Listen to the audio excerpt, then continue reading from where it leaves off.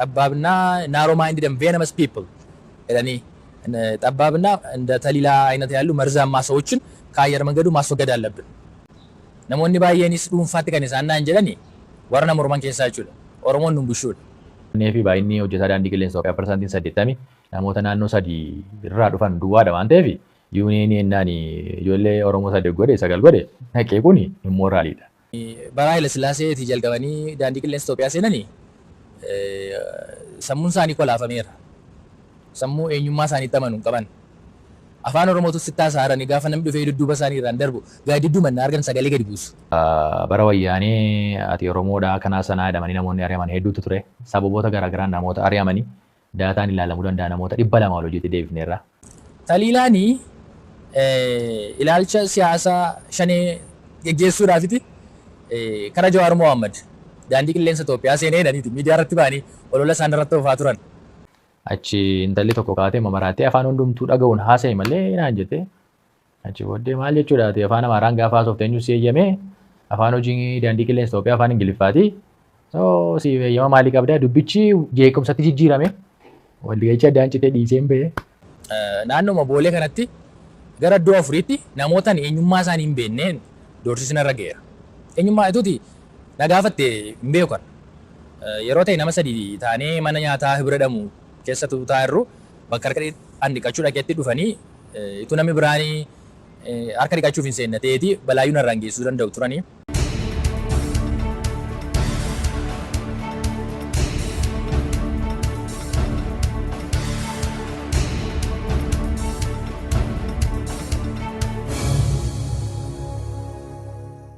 Afaan hojii mooraa kana keessatti afaan Ingiliffaati.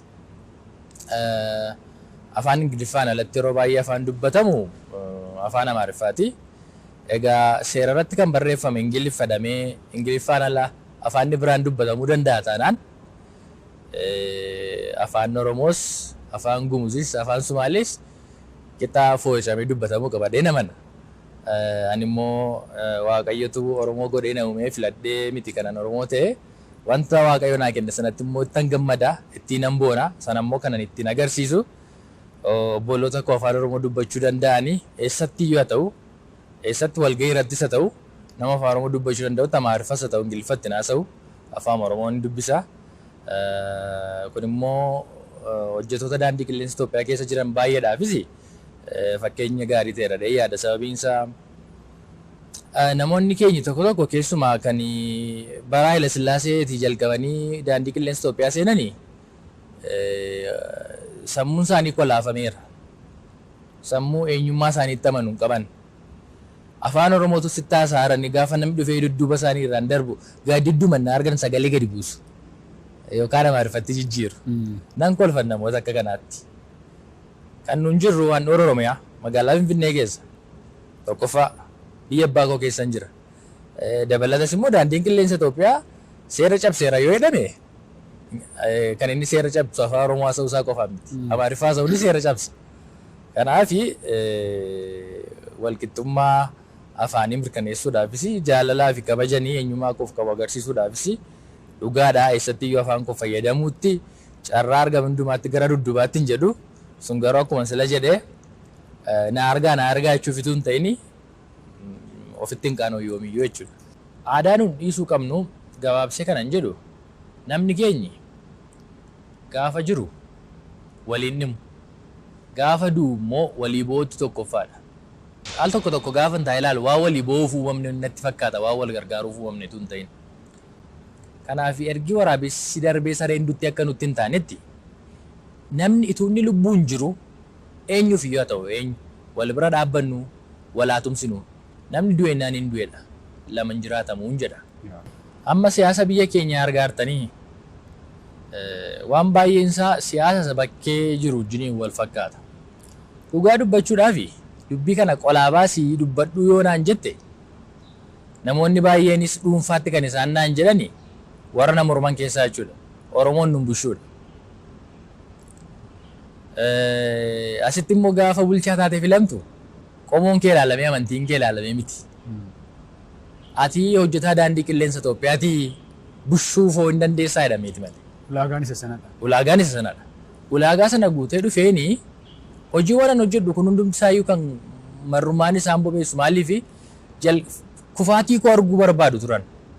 Gaafa wanti hundumtuu milkii ta'eedhu yeroodhaa gara yerootti miseensi nuun qabnu dabalaa nama hundumtuu miseensa keenya ta'a. Gamtaan hojjetootaatu dubbannu isa kanarraati fottoqee dhaabbate jira waggaa tokko fuuldura. Isa kanaan hin hoogganamnu dee. Dhimmichi gamtaan hojjetootaan naaraan suni fuuldurumatti kan inni geggeessu siyaasadha. Yoo agartaniittu ta'e odeeffannoo walii kenna. Odeeffannoo isaan walii kennan suni taliilaanii ilaalcha siyaasaa shanee geggeessuudhaafiti kara Jawaar Mohammad daandii qilleensa Itoophiyaa seenee dhaniiti miidiyaa irratti ba'anii olola isaan irratti oofaa turan. Jawaar kan inni beekame sabuma Oromoo biratti yeroo dhiyaasitti miti ree. Ani kanan daandii qilleensa Itoophiyaa seenee waggaa 10 fuuldura. Jawaarii daandii qilleensa Itoophiyaa keessa nagashuu hin danda'u. Sababiin isaa baraan as galee inni tarii barumsa isaarrayyuu jiraachuu danda'a biyya laati. Waa'ee Jawaar namni beeku iyyuu hin jiru. Kan biraan immoo yuuneenii keenya kana yuuneenii musliimaa jedhanii waamu.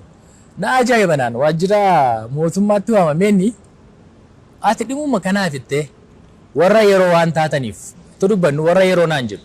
Wantan Oromoo ta'ee fi Tigreenish bara isheetti bitteetti atis immoo amma Oromoodhaa abbaa yerootii kanaafi ati naan jedhan qaamotuma mootummaa olaanootu maqaan nawasitti. Dhimma kana akka raawwachiiftuuf ergamisii kenname bakkeedhaa seente miti yoo naan jedhan. Soba diiqaan qeemma kana ga'utu soba maabara. Fi'a kan isaan ennaan lakkisaan jedheen. Ani injiinaradhaa daandii qilleensa Itoophiyaa keessa waggaa 10 hojjedheerannaan dhugaa ittamoodhan. ID kana dudduubaa seniority date kan jedhu jirti guyyaa nun itti galle. Baaseen itti agarsiise. Baay'ee ajaa'ibsiifatan. Teenyee mari'annee yeroo laaqanaa ga'e. Achi iddoo laaqanaa nyaannu sana deemnu. Gaafa deemnu gaafa nyaata nyaachuu fedhu gad jedheen galateeffadheen. Gaafa ol jedhu hundumti isaaniin kolfan. Maanni naan isayyuu ati kiristiyaanaa isayyuu pheenteedhaati naan jedhan. Maanni waa'ee isaa immoo maal dhageessanii naan taliilli tokko dhimma kanaa fedhee ergama qabate akka inni eirlaayinsii gale. Lammaffaa immoo musliima akka inni ta'e itti beennaa naan jedhan. Lakkisaa ana miti abaabayyuun koo bara onas nasiif dhuftee akaakilliin koo wangeela fudhatanii. Kanaafi wantoota isaanii natti dhooban baay'een isaanii yoo agartaniittu ta'e fuula feesbuukii koo irrattanii ittiin hanqoosa. Na bashannansiisu maaliifi innaa ka'anii wanta hin fakkaanne tokko namni tokko sangaaddale innaa jedhee dhugaadhaa jedhee namni kee birratu hin jiru. Maal namichi kun itti kolfa malee jechuudha. Kanaaf jarroottan kana kan akkas godhu hinaaffaadha. Naannooma boolee kanatti gara iddoo afuriitti namootan eenyummaa isaanii hin beekneen doorsisni irra ga'eera. Eenyummaa ituuti na gaafatte hin beekan. Yeroo ta'e nama 3 taanee mana nyaataa hibira dhamu keessattuu taa'irru bakka harka dhiqachuu dhaqeetti dhufanii ituu namni biraanii harka dhiqachuuf hin seenne ta'eeti balaayyuu narraan geessuu danda'u turanii. Asuma naannoo boolee mana nyaataa qaatanyaa jedhamu irrattis waan wal fakkaataan na mudatee ture. Akkuma kana cidha namaa irrattillee na doorsisu. Na waamanii na teessisanii atattamuma abbaa keetti isiniin bushinee hafne malee nuun jettaa naan jedhan. Kan wayyaa uffachuus hin barsiise nuyi himati kanan beettoo naan jedhan. Inaarre deebiin kenneef yoo jiraate wayyaa uffachuu kan nu barsiise daasinii baay'ee fayyaa ta'a galatoomaa dhugaadha kanan beekun ture wallaaluu koo immoo nan komatti naan jedheen. Maaliifi wayyaa uffachuu arginu barsiiftaniiti ofiitii immoo xinnooma isheellee gadi buttanii maan uffanne qumxichaan jedheen. Maafii asii ol buttanii as keessatti uffattu. Gaafan ittiin jedhu cidhan naqe laa mucaa koon baadhee taara gaafa isaan kana naan jedhan. Namoota kana naa bor fiddan hin beeku. Maraatanii si argan nadhanii minjaala tumanii ba'anii sokkanii. Egaan waan godhan hin beekanii abbaa dhiisii fedhee man dhiise. Malee wantoonni sooshaal miidiyaa ala ta'anii Ameerikaa ta'anii waa'ee koo barreessu. ጠባብና narrow minded and venomous people jedhanii ጠባብና እንደ ተሊላ አይነት ያሉ መርዛማ ሰዎችን ከአየር መንገዱ ማስወገድ አለብን። ኑኒ isa dhalanneetu dubbannu wangeela dhagaa guddanne wangeelaan guddanne keessi keenya dam diina keenyaafuu gaarii yaannannu nama qulqulluu akka keenyaa iyyuutu dubbannu argachuu isaanii fi lootarii tomboolaa abbaa miileenii kudhan dhibbeefitu beekani. Isaan garuu galagashoo maqaa keenya haddeessu maqaa keenya balleessu yoo danda'ame immoo karaa garaagaraa doorsa nurraan ga'uu yaalu egaa waan jennu hin qabnu waaqayyo isaaniif hadhiisu. Waaqayyoon immoo dabarsee akka harka isaaniitti nallaanne waan beekuuf isa kanaaf baay'een dhiphadhu garuu egaa ergina gaafatteeti hawaasumta beekodeen dubbadde malee. Kanaaf kaayyoo kootti ittumaan jabeessaa wanta tokko jechuudha tarkaanfii tokkoon fuulduratti deemade 1,000 kan deemu na godha malee dudduubatti nan deebisu dhiira yoo ta'e immoo abbeen koo gaafa mammaa koo dhiirri gaafa dhalatte duuteedha. Kanaaf nuun gaafa dhalanne duune sicha du'a sodaannu hin qabnu kanuman jedhu.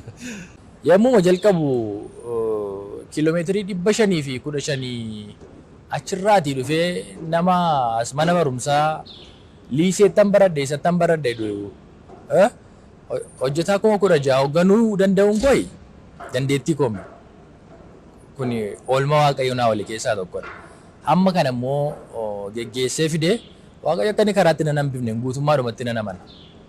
Ani guutummaadhumatti al tokko tokko wal gaafatu maa inni konfiidensiin gurbattii kanaa humna oli dudduuba ishee maaltu jiraa jedhu tarii kan isaan yaadanii mootummaa wajjinii walitti hidhuu yookaan qaamotuma siyaasaa wajjin walitti hidhuu barbaadu. Dhugaan jiru garuu yoo waaqayyo har'a duuta de ilaa bishaama tuun intarviiyuu gochaa jiru uunadhu kanatu feenaa ajjeesa. Waaqayyo hin duutu naan immoo kanaan duras laga baay'ee ceenee dhufnetu dubbannu waan baay'ee seenaa baay'ee dabarseera. Asitti kaasuun barbaachisu malee hin duune garuu jiraadhee as geera. Kanaaf hunda caalaa waaqayyoon nama nadhaa itti aansee immoo isin obboloota koo warras jirtan irraa jalqabee hamma kitila 60tti kuma kana immoo saba Itoophiyaa hundumaa raashinaalii ta'e dhugaatti aman hundumaa akka inni wajjin dhaabbattu mamii tokko hin qabu jechuudha. Mootummaan hawaasni dargaggeessi Oromoo hojjettoonni si wajjin jiran utuu kana baranii waan jettee waan itti dabaltu qabdaa dhimma kana wajjin wal qabate. Ituu kana baranii kanan jechuu barbaadu Oromoon poozishinii qabutti fayyadamuu hin beeku. Yeroo ta'eeti daayirektoreetii tokko wajjin wal agarra dhimma hojjetaa irratti mari'achuudhaaf. Inni daayirektara ta'e achi taa'ee gajjallaadhaatii supervaayizariitu ajaja ture. Kun kana ta'uu qabaa sun kana ta'uu qabaa. Miitingichi higher levelii ture. So miitingii higher levelii irra supervaayizariin dhufuu hin qabdu. Kan waan hundumaa hooggannu ishee dhaadhanii natti himaniiru jalqabumayyuu inni ofumaatee achirra taa'a malee waan murteessuu jedhaniiru. Achi hangaafuma naqee ol geechee ol seenee isheen jalqabdu ishee akka taate naa gale. Ati maa inni poozishiniin keenya jedheen supervaayizarii jennaan kun miitingii higher leveliitii maa hojjettas keessaa bahiin jedheen. Eenyutu naa sana akka beektaa daayirektarichatu naa. Achi booddee sirrii isaanitti. Yeroo darbe barcuma keessanii maal gochaa jirtu poostii godheen ture Facebook irratti. Waan baay'een argaan. Namoota keenya poozishinii qaban iddoo baay'eettan arga. Poozishinichuma qabatanii maqicha qabatanii achirra taa'u malee waan tokko ittiin fayyadaman. Kana amannaati Oromoon akkasii achirra taa'u Oromii yoo taa'e wayya. Kanaafi namoota keenyaan kanan jedhu jannummaan Oromoo jannummaan keenya afaaniin ta'uu hin qabu. Facebook irratti hafuu hin qabu. Waa gaafa nutti kennamu gaafa waa hojjennu pros and cons miidhaa akka qabu beennaa bu'aa akka qabu beenna. Mitiire Kiristoosiin hordofuun mataa isaatiin itoo dubbannu miidhaa qaba. Foon kee kana miidhuun gaafatu waan barbaaddu meeqa dhiisuun gaafatu maal ilaaltee jireenya bara baraa ilaaltee wanti miidhaa malee dhufu hin jiru. Kanaafi ilma Oromoo asii ol guddachaa jirus warra immoo guddatanii poozishinii irra jiranis kanan jedhu uleen sirka jiru dhimma baasaati itti fayyadamiin ittiin jechuu barbaada. Ofii kootti yoomiyyuu qaana'ee hin beeku. Mudannoo tokko naan sitti himee odiitarootaaf pirezentii goona waa'ee Airworthiness Directive. Gaafa goonu odiitarri faranjiidha. Jalaa dhussuuf Amaariffaa walitti haasa'u isaan. So achi keessa mucaanii keenya tokko kan goobanaa jedhamu jira.